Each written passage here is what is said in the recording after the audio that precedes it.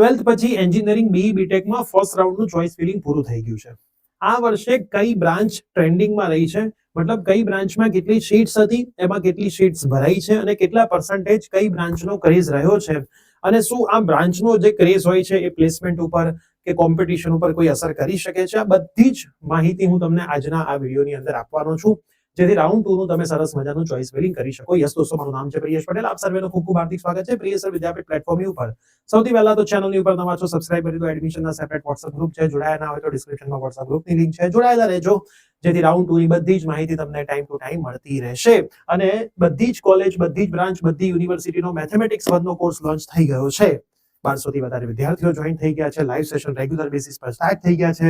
Live plus recording બંને class મળે છે, લેક્ચર નોટ્સ મળે છે, ડીપીપી મળે છે, પ્રેક્ટિસ ક્વેશ્ચનની ટેસ્ટ મળે છે, બુકની પીડીએફ, ડાઉટ સપોર્ટ મળે છે, પીવાયક્યુ ના સોલ્યુશન્સ મળે છે, મિડ્સ એન્ડ પેપર સોલ્યુશન મળે છે, ગેટ લેવલની મેથેમેટિક્સની પ્રિપરેશન કરાવવામાં આવે છે અને ઘણી બધી વસ્તુઓ તમને મળે છે.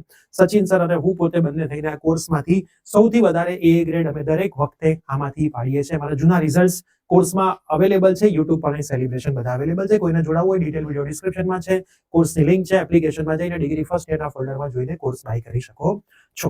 હવે જે લિસ્ટ છે એ લિસ્ટનું તમને બતાવું. સૌથી પહેલા તો તમે જોઈ શકો છો સ્ક્રીન ઉપર, ઈસી બ્રાન્ચનો ક્રેઝ વધ્યો છે આ વર્ષે, અને ગયા વર્ષે પણ વધ્યો હતો. તો ગયા વર્ષથી આ વર્ષમાં ઈસી બ્રાન્ચમાં ઘણો બધો ક્રેઝ વધ્યો છે. કેમિકલ બ્રાન્ચમાં ટોટલ બેઠકો 2914 છે, 1583 પર પ્રવેશ થયો છે, 54% પ્લેસમેન્ટ, 54% પ્રવેશ થયો છે. સિવિલમાં 6343 છે, 3356 છે, 53% પ્રવેશ થયો છે. કોમ્પ્યુટરમાં 30000 જેટલી સીટ છે, 15000 જેટલા એડમિશન્સ થયા છે, 49% છે. ઇલેક્ટ્રિકલની અંદર 4745 છે, 2427 પ્રવેશ થયો છે, 51% થયું છે. ઈસીમાં 4860 બેઠકો સામે 4131 નો પ્રવેશ થયો છે, 85% જેટલું કહેવાય. અને મિકેનિકલમાં 7858 બેઠકોની સામે 3864 પ્રવેશ થયા છે, 49% કહેવાય. હવે આ લોકોએ આ લાઈન લખી છે, પણ આ લાઈન યોગ્ય ના કહેવાય. કોમ્પ્યુટર કરતા વધારે ક્રેઝ ના કહેવાય. એકચ્યુઅલમાં તમે જો કોમ્પ્યુટરમાં સીટ 30000 છે, 15000 સીટો ભરાઈ છે.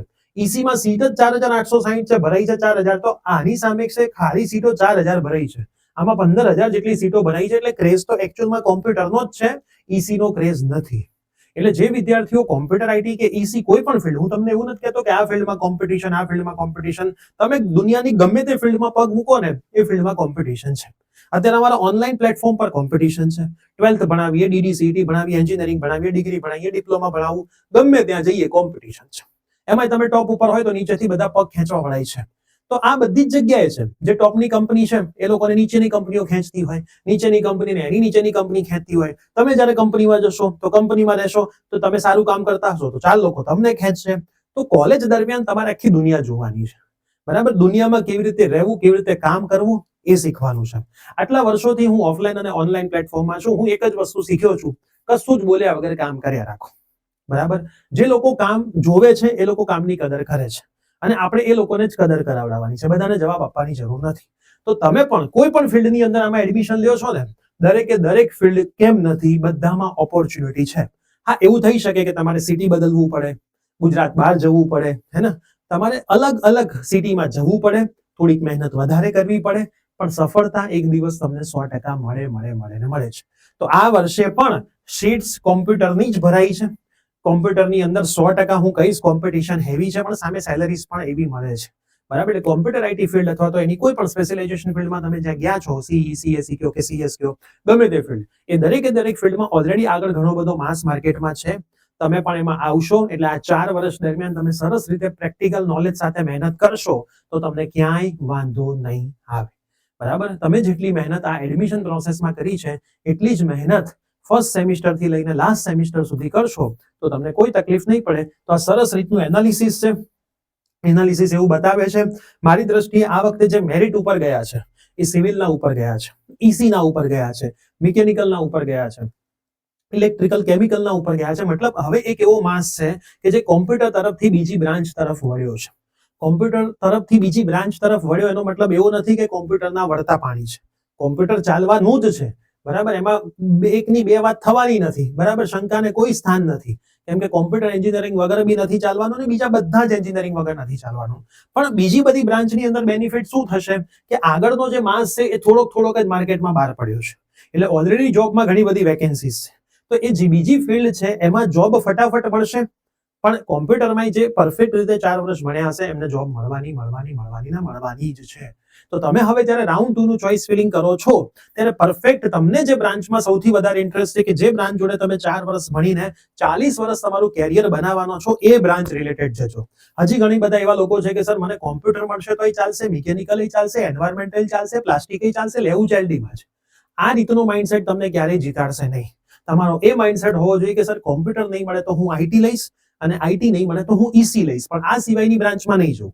કાં તો સર હું સિવિલ પહેલા પ્રિફર કરીશ, સિવિલ નહીં મળે તો હું મિકેનિકલ પ્રિફર કરીશ, પણ આના સિવાયની બ્રાન્ચમાં હું નહીં જઉં. આ રીતનો તમારો માઇન્ડસેટ હશે ને તો એ તમને આગળ લઈ જશે. એટલે તમારે એક સ્પેસિફિક ગેમ રમવી પડશે રાઉન્ડ 2 માં. હવે રાઉન્ડ 2 માં જે સીટ્સમાં વધારો થવાનો છે એનું અપ્રુવલ જો આવશે તો ACPC ની વેબસાઇટ ઉપર એની નોટિફિકેશન આવી જશે. બધી જ કોલેજની બધી જ જે વધારો થયો તો એ બધાનું અપ્રુવલ આવી શકે છે, કાં તો અમુકનું અપ્રુવલ આવી શકે છે. અપ્રુવલ હંમેશા કયા બેઝિસ ઉપર આવતું હોય છે? જે ટીચર્સની રિક્વાયરમેન્ટ હોય, કેમ કે ગમે ત્યારે કોઈ બ્રાન્ચ નવી ઇન્ટ્રોડ્યુસ કરે છે, નવી શીટ્સ ઇન્ટ્રોડ્યુસ કરે છે, તો એ શીટ્સની સામે એટલા ટીચર્સ તો હોવા જોઈએ ને. તો એ બધી જ કોલેજનું અપ્રુવલ આવે છે, કોઈકનું આવે છે. જેમ જેમ આવતું જશે તો તમને માહિતી આપીશું. ACPC ની વેબસાઇટ ઉપર જ્યારે પણ કોઈ એની નોટિફિકેશન આવશે તો આપણે તમને આપીશું. તો રાઉન્ડ 2 ની અંદર તમે એનો બેનિફિટ લઈ શકશો. તો રાઉન્ડ 2 ની અંદર કટ ઓફ થોડા ઘણા નીચા જવાની, જે ઉપરની કોલેજ છે એમાં નીચા જવાની શક્યતાઓ ગયા વર્ષ કરતા થોડી વધારે હશે. પણ જ્યારે સમય આવશે ત્યારે માહિતી આપીશું. સાથે સાથે ખાસ મેથેમેટિક્સ 1 માં કોઈને જોડાવું હોય જોડાઈ જજો. બહુ જ સરસ તૈયારી ચાલી રહી છે. દર વર્ષે આપણે આ મેથેમેટિક્સ 1 ના કોર્સમાં 5000 વિદ્યાર્થીઓને ભણાવતા હોઈએ છીએ. હજી એક જ મહિનો થયો છે, 1200+ વિદ્યાર્થીઓ નીકળી ચૂક્યા છે. તો તમારે પણ સરસ રીતે ભણવું હોય તો આવી જજો. જે વિદ્યાર્થીઓ મેથેમેટિક્સ 1 ના કોર્સમાં જોડાશે એમને બાકીના દરેક સબ્જેક્ટ્સમાં કૂપન કોડ આપવામાં આવે છે PV51. આ કૂપન કોડ તમે નાખશો તો બાકીના સબ્જેક્ટ્સમાં તમને 51 રૂપિયાનું ડિસ્કાઉન્ટ પણ થઈ જાય છે. કોર્સ જે લોકો જોડાઈ ગયા છે કોર્સમાંથી ટેલિગ્રામમાં જોડાઈ જજો. ટેલિગ્રામની લિંક કોર્સમાં છે.